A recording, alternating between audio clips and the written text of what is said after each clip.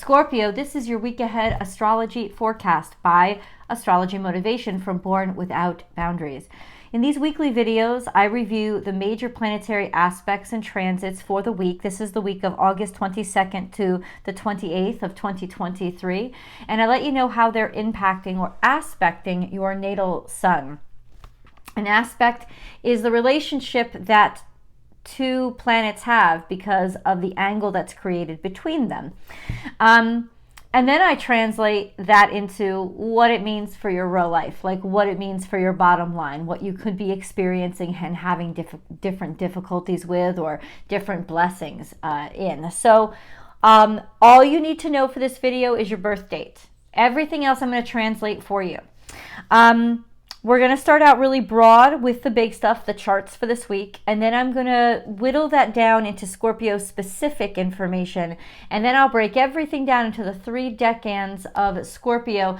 Decans are just demarcations that astrologers use. They're not actually placements in the sky. They're demarcations. They just split Scorpio, which is a total of 30 degrees. All zodiac signs have a total of 30 degrees.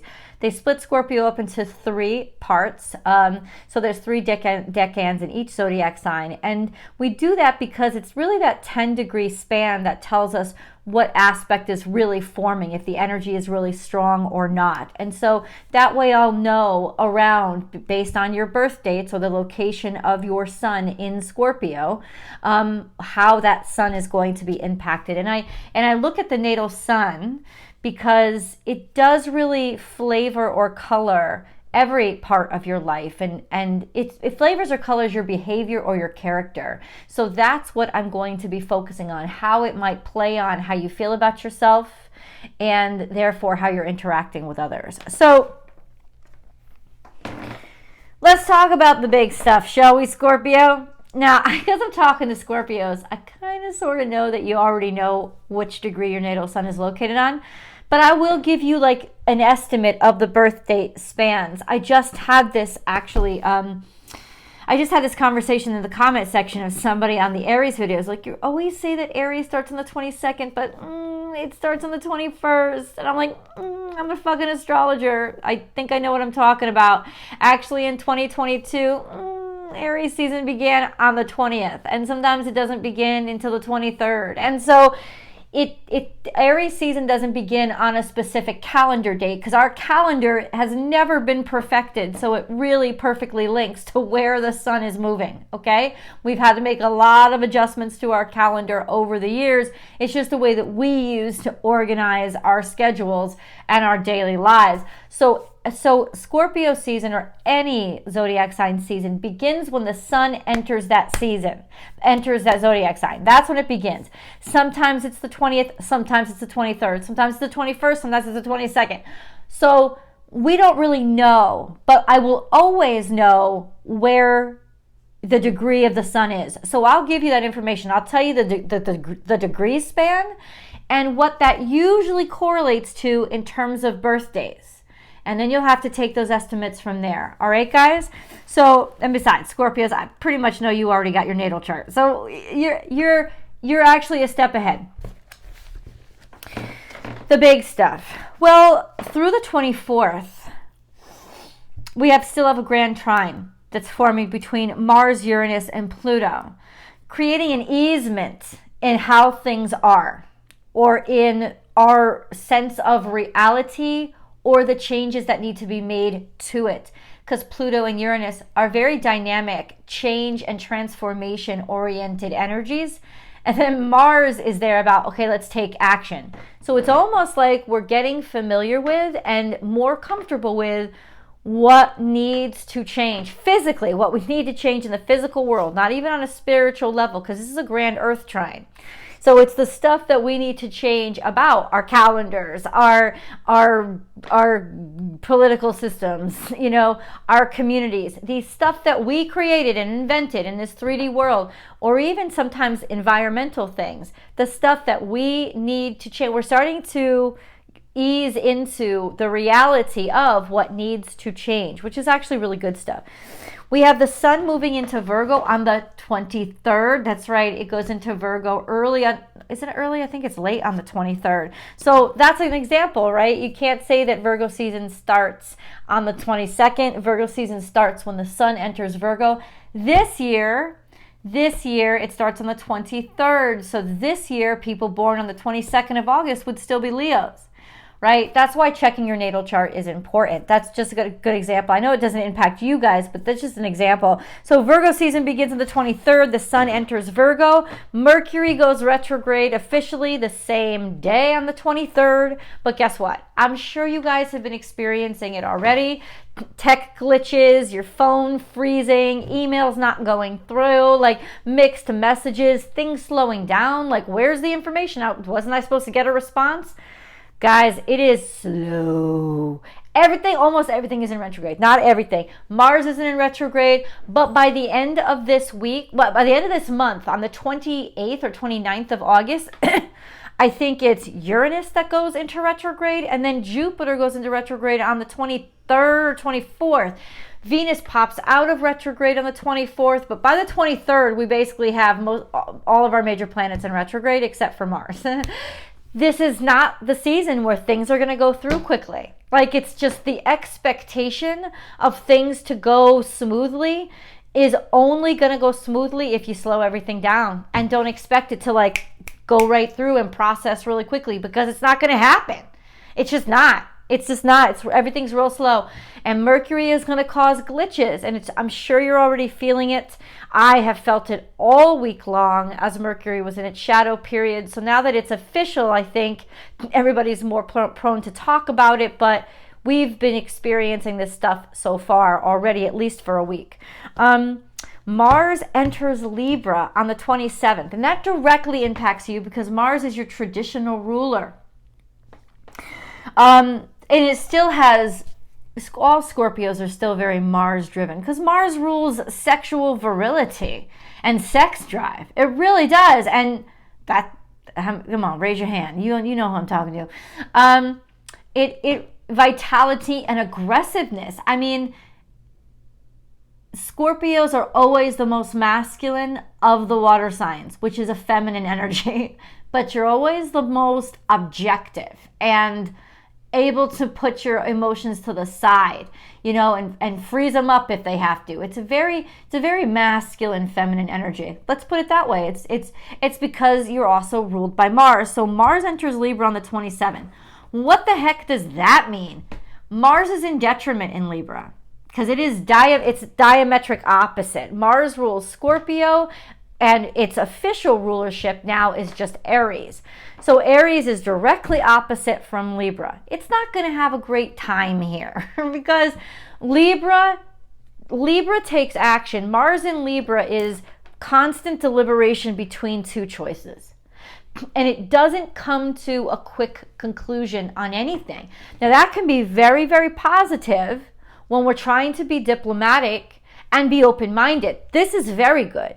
But when you're trying to make a frickin' decision because you need to get things done, not very good. Now, in the flavor of the moment, with everything else in retrograde, including Mercury, it is actually better, Mars going into Libra, for it to deliberate a little bit longer and see both sides before it takes action. It's necessary, honestly, but for real, it's not at its most powerful. It's probably at its most vulnerable. That's what it means when a planet is in detriment. It's at its most vulnerable, which means it could also be at its most productive time in terms of growth, to see what it can do, what it's capable of. So while Mars is in Libra, a good suggestion is to try something that you're not usually comfortable with.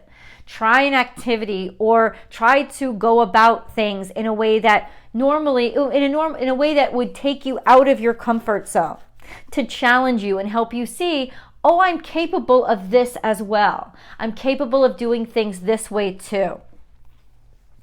Venus is retrograde all week still. It will be, like I said, until the 4th of September, but all week long, Venus is square to Jupiter. This is a troublesome optimism. And it is optimistic. These are two benefic energies. They're friendly, they're congenial, they're happy energies. Woohoo! But when they square each other, it means, well, what's the challenge between sensuality and expansion? Overeating, over drinking, over sexing, overindulgence. So all of that can be around. And since everything is slowing down, it could be like Uber vacation, like overindulging on just relaxing and accepting things for how they are and just feeding your face to sort of overcompensate and not focus on the discomfort. So yeah, anyway, fun times, but not very productive is what I'm saying. The sun is also this is a very troublesome energy, especially sun opposite Saturn. And that's going to last right through the end of August.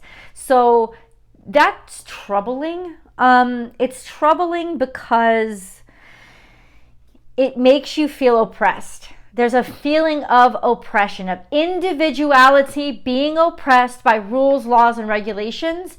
And the easement around it is almost like, well, we can't do anything about it. We might as well just try to like overcompensate with indulgences. And you know what? That is not productive energy. Productive even in the way that you can be productive during retrograde, which is discovery, learning, digging in, understanding. All of those things are what retrograde season is supposed to be for, especially for yourself.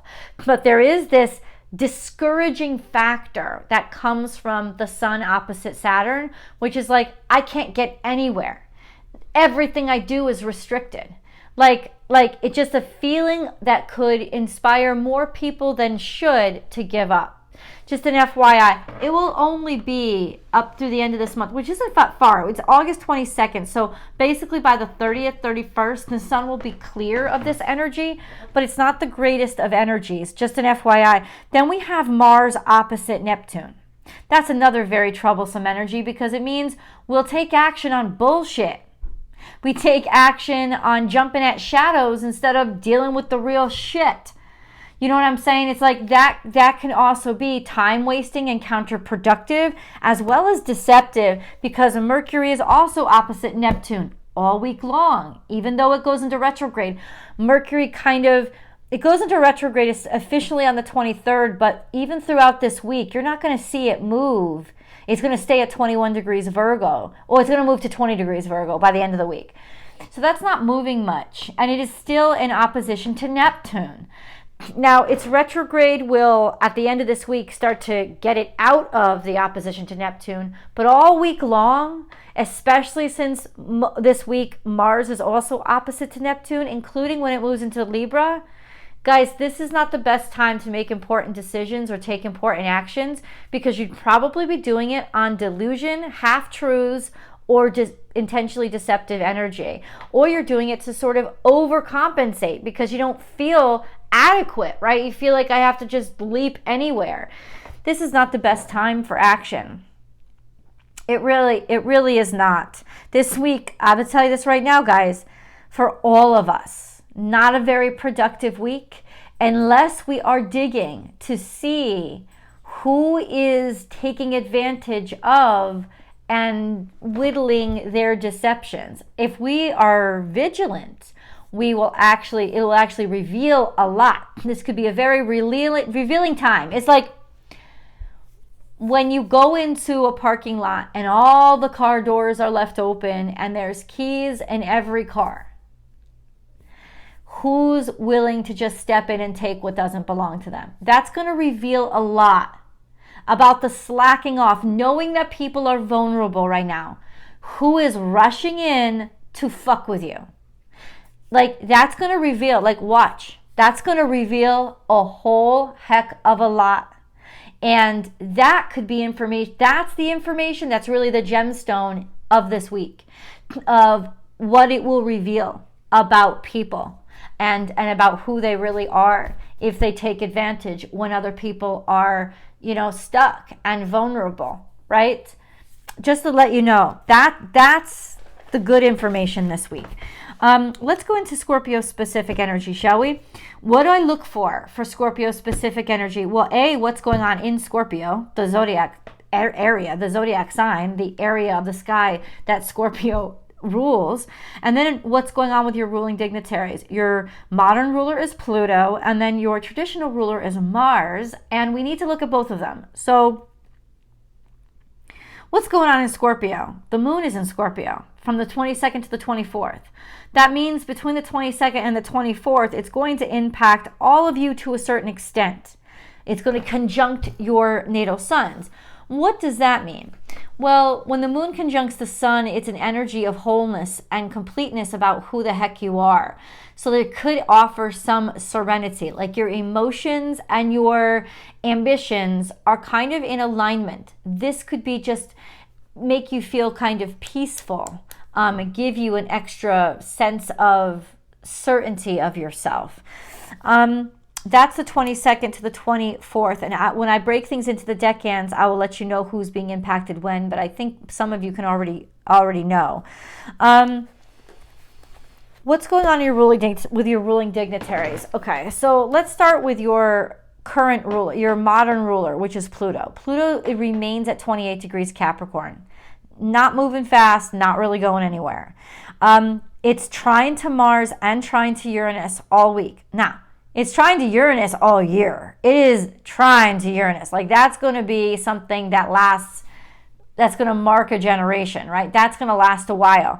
What does that mean? Dynamic change. Dynamic change, especially through things that surprise you and that were oddballs.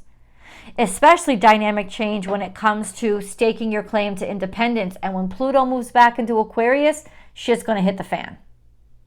I'm gonna let you know. I'm gonna let you know. Shit's gonna hit the fan.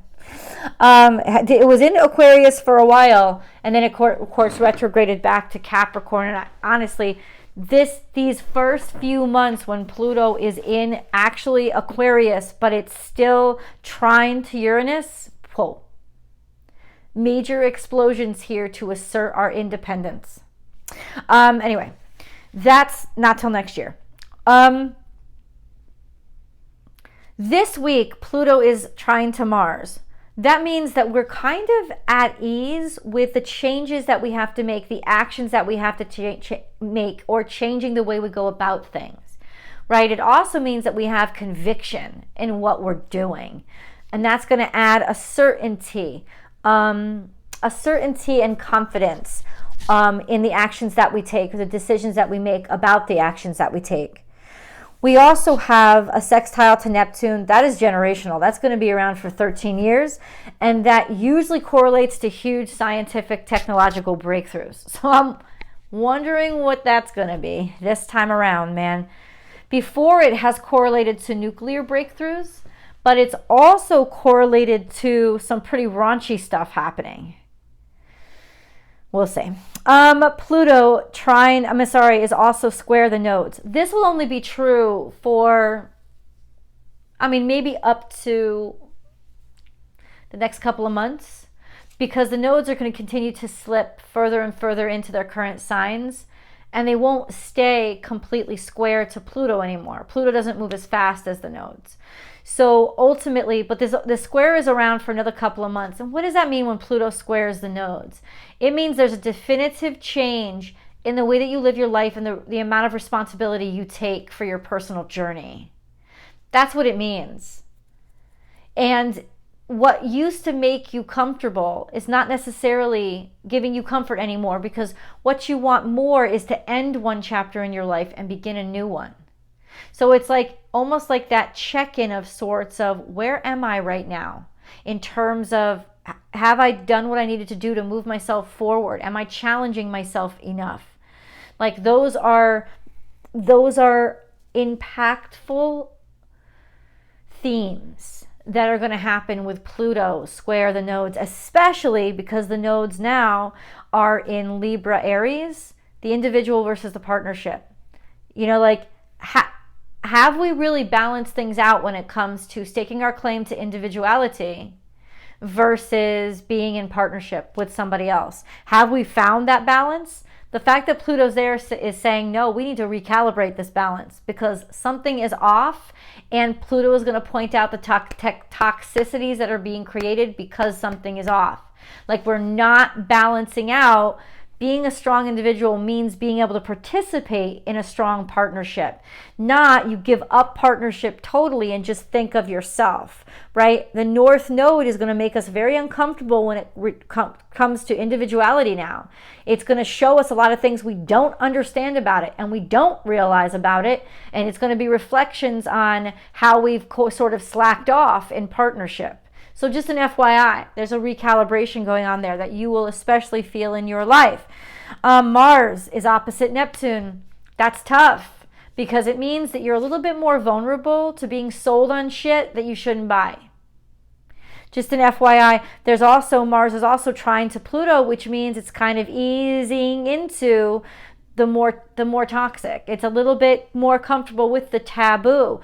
And for learning, that's great. But to believe it when you're opposite Neptune as well, warning, better be careful. You also have, through the 24th, Mars trine to Uranus. What does that mean? Well, Mars trine to Uranus is comfort with surprises. An easement or a harmony with surprising energy or actions that are taken, which means you might not react the way that you should. Just an FYI, but that's only through the 24th. Real easy right now to bamboozle anybody ruled by Mars because the energy just really isn't there, especially with Mars slipping into Libra. Just an FYI. We have Scorpio. Let's break things down into the decans of Scorpio. So the moon is in Scorpio. It's going to travel between 4 degrees all the way through Scorpio, the 22nd to the 24th. So if you are in the first decan of Scorpio, first decan of Scorpio is your natal sun between 0 and 9 degrees Scorpio. Then you are in the first decan or the first group of 10 degrees of Scorpio because your natal sun is in the first group of 10 degrees of Scorpio. Now, this usually correlates on average to birthdays in October. So Scorpio, October Scorpios. Say October 22nd. Yes, if you're a October 21st Scorpio, that's you too. To all the way through the 31st. That would be you guys usually, the estimate. Your natal suns are going to be conjunct the moon early in the morning on the 22nd. You know, not all day, but by a.m. on the 22nd. So that's a feeling of wholeness and certainty in who you are. You have a long-term, year-long trine between your natal suns and Saturn, which means you're taking yourself seriously and you're starting to own your own sense of personal authority in your life. This could really work out for all the decisions you need to make based on what you're building out into the world. Your career, your house, your budget, all those things. You're going to feel like I'm catching my stride here all year long. Catching my stride and I'm taking lead. You also have a quincunx, if you're at the cusp. I would say maybe if you're born 21st, 22nd, maybe 23rd, you guys are quincunx to Neptune and in opposition to the North Node. Only the cusps. That's it. So the rest of you, not so much. These energies would not be so intense. But for you guys, especially with a quincunx to Neptune and how compromised Mars is right now, this could be this could be a time where especially somebody like is trying to push you toward your North Node or feeling like I haven't pushed myself hard enough, right? Especially when it comes to staking my individuality or being an individual. This could really throw you for a loop this week because the energies are so intense between Mars and Neptune. A sense of acting more in response to how inadequate you feel than in response to reality and how things really are. So be compassionate with yourself this week.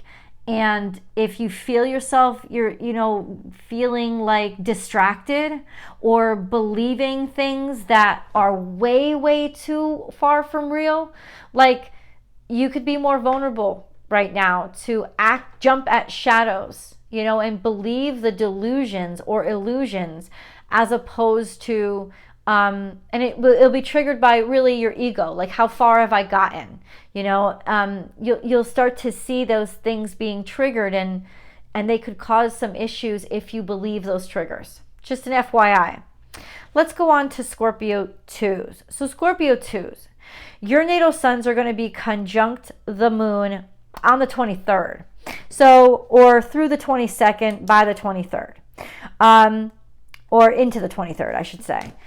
Because the moon will enter the third decan of Scorpio by the 23rd, and then it'll fall out by the 24th. So 22nd to the 23rd, you have a moon conjunct your natal suns. That's very strong. It should help sort of ease how you feel about who you are and what your purpose is. And then we have this long-term quincunx to Chiron, which is sort of like a spur in your side to push you to confront your traumas, your struggles, your challenges. And it's like all those challenges and struggles are really starting to be a son of a bitch. Kind of that sense of feeling like, when are these ever going to be over? So this is a very challenging year with that energy. Then you have a square to Uranus this week. Square to Venus this week. Your natal suns are square to Venus. That also means that things are challenging when it comes to how you feel valued. Do you feel beautiful? Do you feel wanted?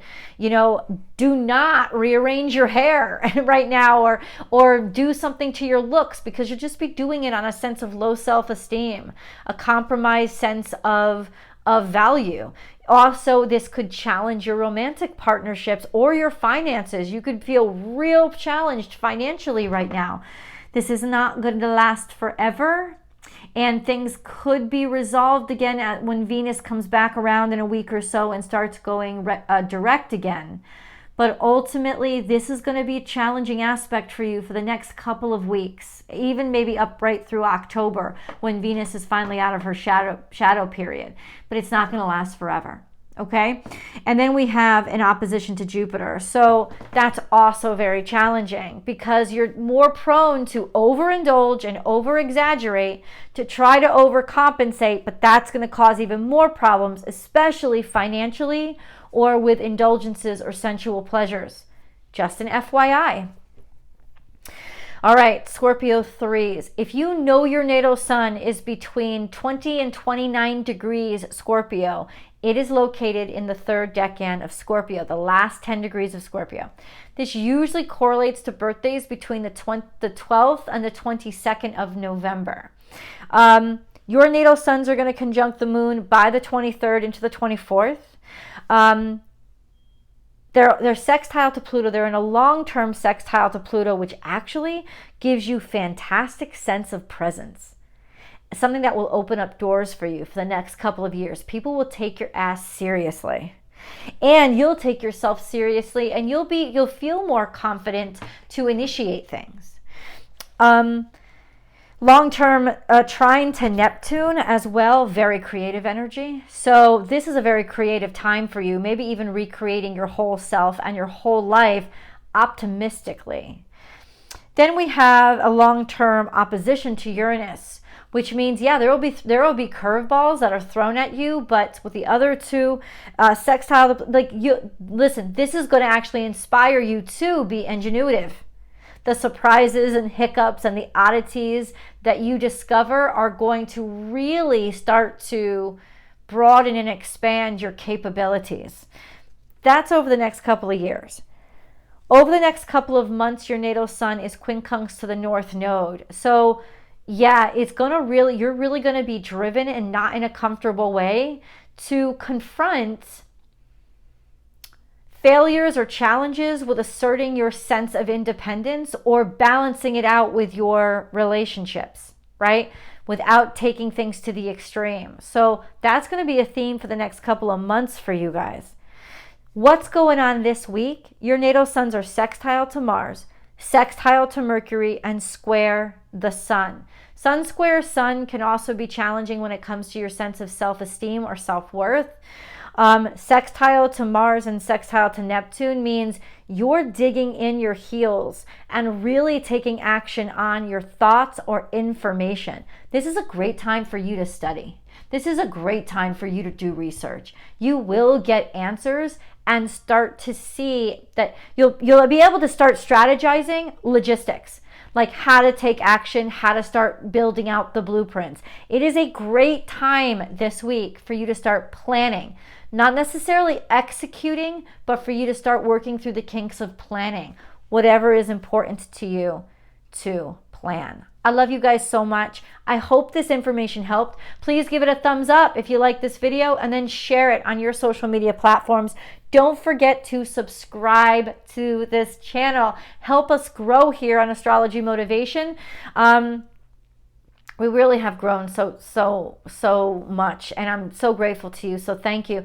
My goal was to reach 10,000 by the end of the summer, and we're over almost at 11,000 by the end of the summer. So I'm so grateful to you all.